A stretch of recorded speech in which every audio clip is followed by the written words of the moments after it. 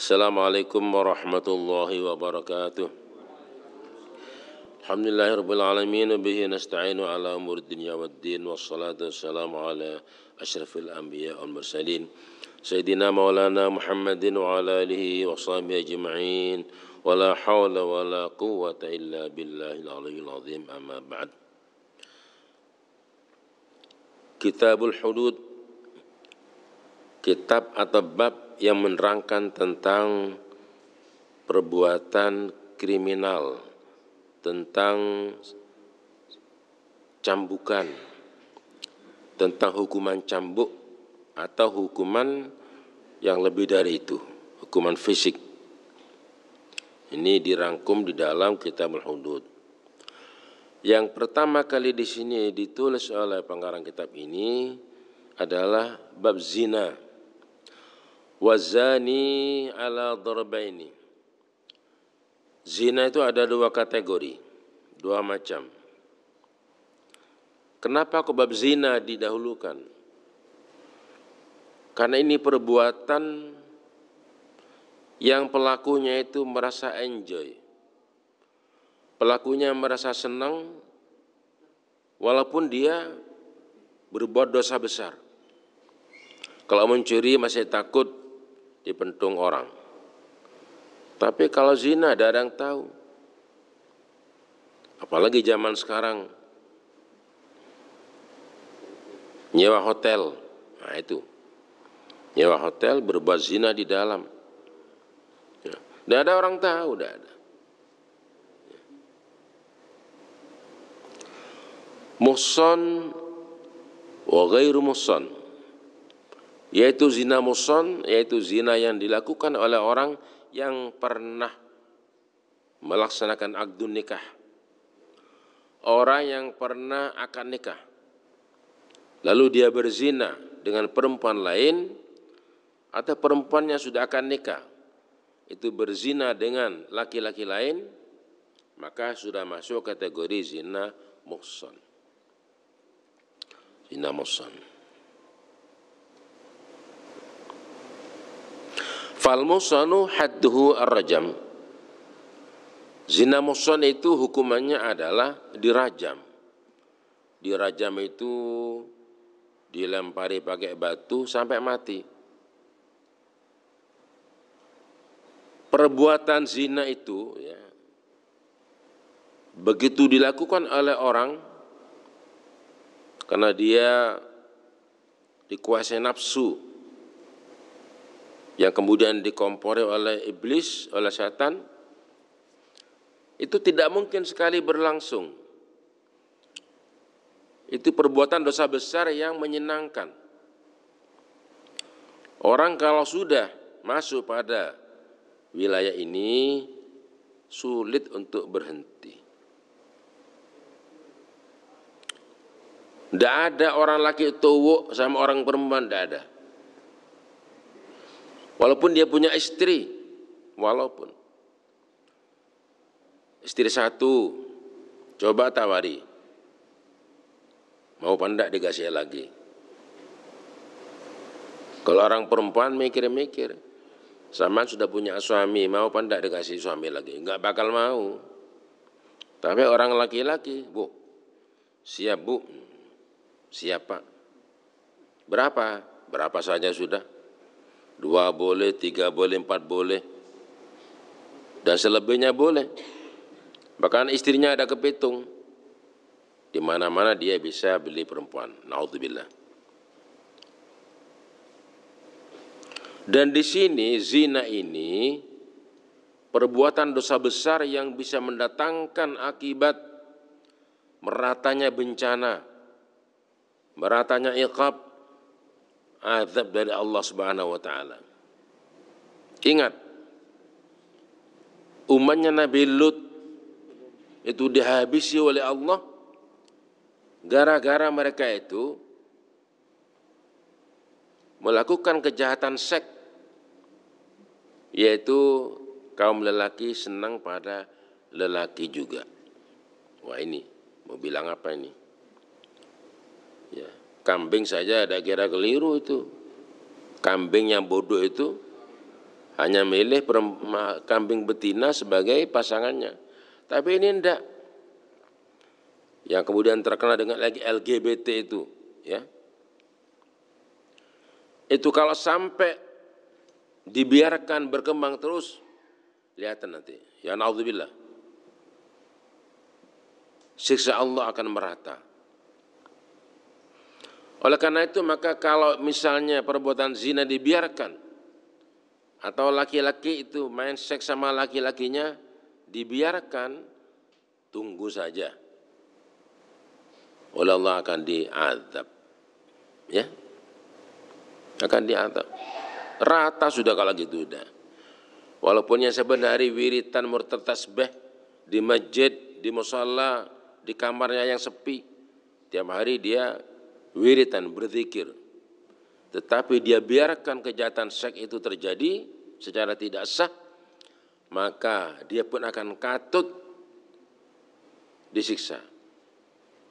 Dia oleh Allah dipersalahkan karena membiarkan keadaan menjadi begitu sementara dia mampu untuk berbicara, apalagi bertindak. Itu kenapa di sini bab ini langsung menyentuh masalah zina, ya. Dan zaman sekarang jangan nanya sudah, ya. Jangan nanya.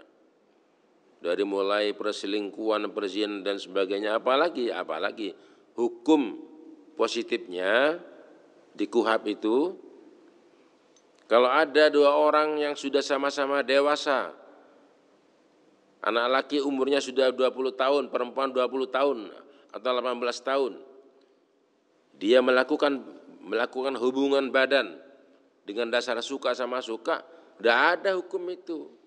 Itu bukan zina. Ini pemikiran Yahudi masuk di dalam KUHP kita ini. Yang mensahkan bukan pemerintah, yang mensahkan itu anggota Dewan DPR. Gitu. Selama yang seperti ini masih ada, jangan berharap kita ini aman dari azab Allah Subhanahu wa taala. Hukumannya berat tadi saya katakan, ya. Nah ini di kampung-kampung, kalau ada indikasi seseorang itu selingkuh, ya, selingkuh, Pak RT, Pak RW wajib dan tokoh masyarakat wajib menghentikan, karena kalau tidak hati-hati, ya hati-hati. Kalau enggak banjir, kena gempa bumi, atau oleh Allah dibakar, ya, kena kebakaran, habis. Allah tidak mungkin berbuat zalim kepada hambanya, tidak mungkin. Hambanya soleh, perilakunya baik, akhlaknya bagus, agamanya bagus, kok kemudian mau diazab? Tidak mungkin. Ya, azab turun adalah gara-gara hamba Allah itu melakukan perbuatan dosa secara terang-terangan, dan dosa besar itu. Kalau dibiarkan hati-hati, ya. Dulu pernah di kampung saya, di Cantikan sana, ada indikasi dua orang itu selingkuh. Yang perempuan sudah punya suami, yang laki masih lajang. Akhirnya dipanggil, disidang oleh para pensepuh, termasuk saya, diberi waktu 3 kali 24 jam untuk pindah dari Cantikan. Pindah selamanya.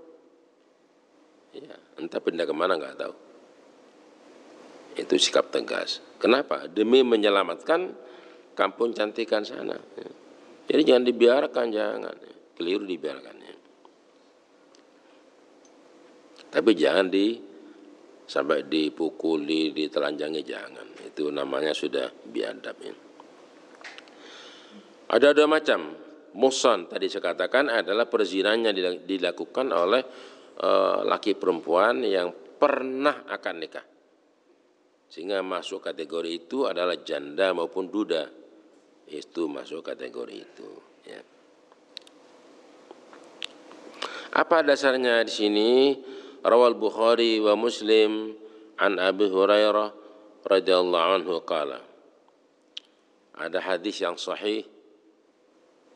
Ini rawahu Syekhan Imam Bukhari Muslim. kebenarannya pasti. Abu Hurairah pernah menceritakan dengan sanad yang muttasil sampai pada Bukhari Muslim. Ata rajulun Rasulullah sallallahu alaihi wasallam. Seorang laki-laki datang kepada Rasulullah sallallahu alaihi wasallam. Wa huwa fil masjid, Nabi itu di masjid. Nah, ini bahasa Arab ya. Kalau di sini mengatakan beliau kepada orang yang sangat dihormati. Kalau orang biasa dia. Di Arab tidak ada itu enggaknya. Wa huwa sama wa huwa. Wallahu alladhi huwa. Wan nabiyyu ya huwa. Huwa rajulun huwa juga. Enggak ada kata-kata unggah-ungguh apa istilahnya itu di sini. Ya, ada bahasa tinggi, bahasa enggak. Fanadahu. Kemudian laki-laki itu matur kepada Rasulullah. Faqala, dia berkata, ya Rasulullah, inni zanaitu. Wahai Rasulullah, saya telah berzina. Ngaku kepada Rasulullah. Nabi pura-pura enggak dengar. Kenapa? Resikonya dihukum mati orang ini. Kok ada orang yang minta dihukum mati, ngaku berbuat zina. Fa'arad anhu, Nabi berpaling dari orang itu, enggak direken. Enggak direken. Alah, paling wong stres. Ya. Wong stres. Mana ada orang yang ngaku berbuat sesuatu yang resikonya itu dihukum mati. Ya. Dirajam. Sehingga Nabi mengabaikan omongan orang gak waras paling itu ya. Hatta raddada alaihi arba'a marrat, sampai dia itu mengulangi lagi ping 4. Mungkin disangka Nabi enggak dengar. Dia ngomong lagi, wahai Rasulullah, saya telah berbuat zina.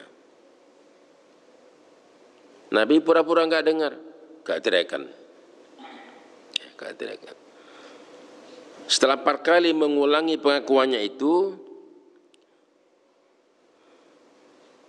maka baru Kanjeng Nabi itu menanggapi.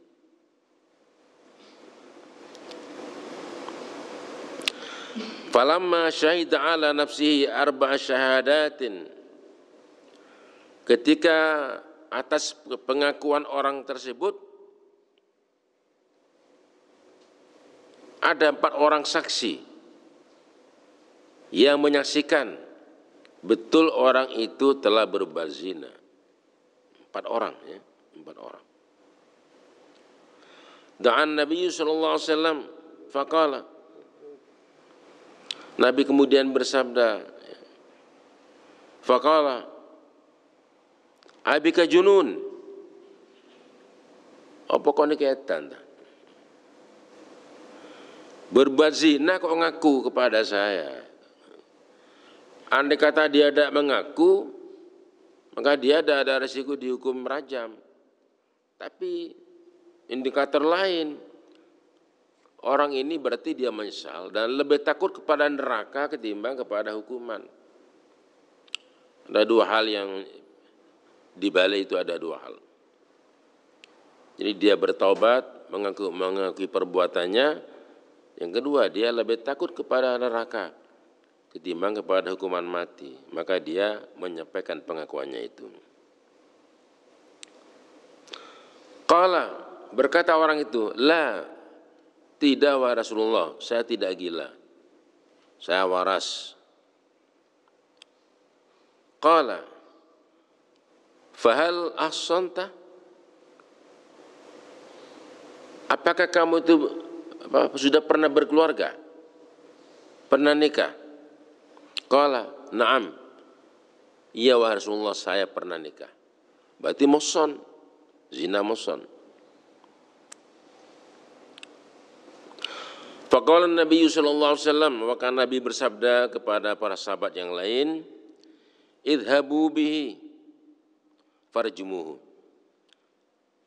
Bawa orang ini pergi bersama kalian, rajam dia. Ya Allah ya Rabbi. Qala Jabir, berkata sahabat Jabir radhiyallahu an, fakuntu fi man rajamahu, maka saya termasuk orang yang merajamnya. Farajamnahu bil musalla, maka kami merajam orang tersebut di musalla, tempat di mana Nabi biasa melaksanakan sholat Id, karena masjidnya tidak mungkin memuat ribuan jamaah ketika itu. Falamma adlaqathu al-hijarah haraba. Ketika kami lempari batu orang itu, dia lari. Kini krosoloro lari. Insting manusianya keluar. Begitu dilempari batu, dia lari. Kami kejar, fa'adarnahu. Kemudian kami dapatkan dia, kami cekal dia bil harrah, di tempat namanya harrah. Farajamnahu, maka kami kemudian merajam dia. Pertama dia ngaku mungkin disangka tidak sakit, dia lempari batu. Kalau orang itu dipenggal kepalanya selesai. Orang-orang di sana kalau sudah melakukan pembunuhan misalnya, perampokan misalnya, melakukan perkosaan, itu tangannya diikat, dia menunduk di depan kayu, sekali tebas, tas, gelundung kepalanya sudah selesai. Tapi ini enggak, dilempari batu sehingga dia merasa kesakitan, lalu dia lari, godak ini sahabat, kata perintah Rasulullah, digodak kemudian dirajam. Nah, inilah dasarnya digunakan oleh para fuqaha untuk menentukan bahwasanya hukuman untuk zina muhsan adalah hukuman mati, seperti itu ya. Dan sekarang ini namanya perselingkuhan luar biasa banyak terjadi. Ya sudah, paling tidak kita menyelamatkan keluarga kita, jangan sampai berzina. Ya. Keluarga kita, istri kita, anak kita jangan sampai ya. Jangan sampai. Bahkan panjenengan jangan sekali-kali menikahkan putranya dengan seorang pezina, jangan. Biarpun dia kaya, biarpun dia ganteng, biarpun dia cantik, anak orang berada, tapi dia pernah berbuat zina, jangan dinikahi, jangan. Ya. Fazaniyatu la yankihuha illa zanin aw musyrik, katanya Allah di Al-Qur'an. Orang-orang perempuan yang berzina itu jangan dinikahi. Jangan, kecuali oleh orang yang sama-sama berzina. Kenapa? Merusak keturunan.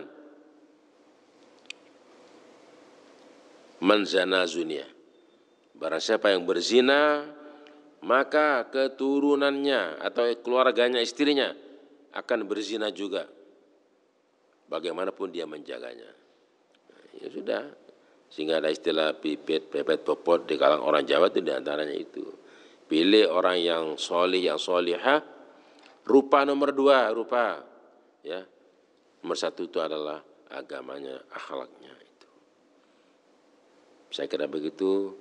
Mudah-mudahan kita mampu menjaga diri kita, keluarga kita, kampung kita dari adanya perbuatan zina. Ya, tegas. Karena kalau tidak, bisa hancur negara kita ini. Alhamdulillah rabbil alamin, hamdan yuwaffi ni'amaka fi mazidah, ya rabbana lakal hamdu kama yanbaghi li jalali wajhika wa 'azimi sultanik. Wassalatu wassalamu ala sayyidina Muhammadin wa ala alihi wa sahbihi ajma'in. Alhamdulillah rabbil alamin. Allahumma alhimna 'ilman nafqahu bi awamirika wa nawahiyaka, warzuqna fahman na'lamu bihi kaifa nunajika ya arhamar rahimin. Allahumma arzuqna fahman nabiyyin wa hifdzal mursalin wa ilhamal malaikatil muqarrabin. Allahumma akrimna bi nuril fahmi wa akhrijna min dhulumatil wahmi waftah lana abwaaba rahmatik وانشر علينا حكمتك يا أرحم الراحمين. ربنا زدنا علما وارزقنا فهما واهدنا صراطا مستقيما برحمتك يا أرحم الراحمين. وصلى الله على سيدنا محمد وعلى آله وصحبه وسلم. سبحان ربك رب العزة عما يصفون وسلام على المرسلين والحمد لله رب العالمين. ربنا تقبل منا بأسرار الفاتحة. أعوذ بالله من الشيطان الرجيم. بسم الله الرحمن الرحيم. الحمد لله رب العالمين. إياك نعبد وإياك نستعين اهدنا الصراط المستقيم صراط الذين أنعمت عليهم غير المغضوب عليهم ولا الضالين آمين. Moga yang ndak puasa moga.